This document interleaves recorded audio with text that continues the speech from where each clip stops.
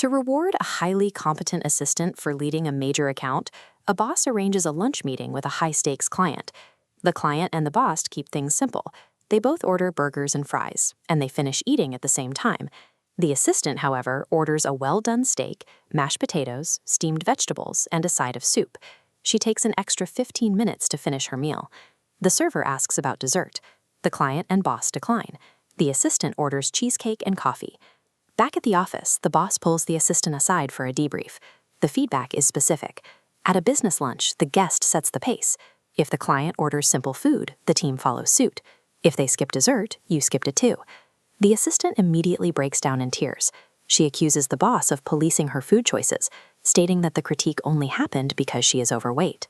This leaves a lingering question.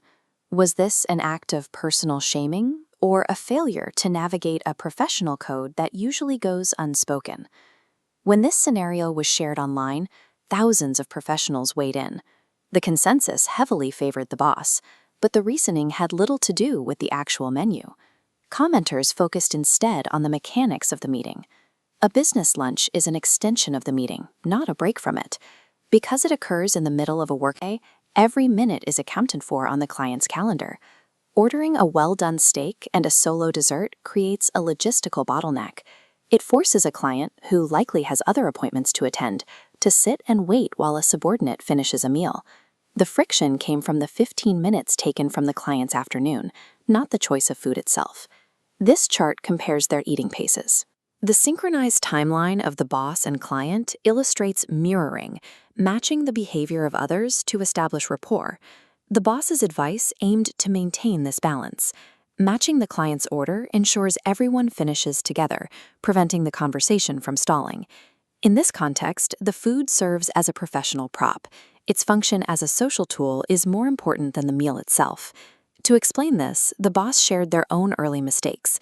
The time they ordered messy spaghetti that ended up on their shirt, or the time they ordered a cheeseburger in front of a vegetarian client. The strategy requires ordering food that allows for small, clean bites. This ensures you can answer a sudden question without the client having to wait for you to finish chewing.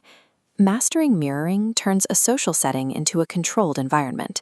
It allows the lead to maintain authority and keep the focus on the professional objective. We also have to consider the assistant's perspective. In a culture where overweight individuals face constant judgment regarding their diets, any critique of a meal is heavy with subtext.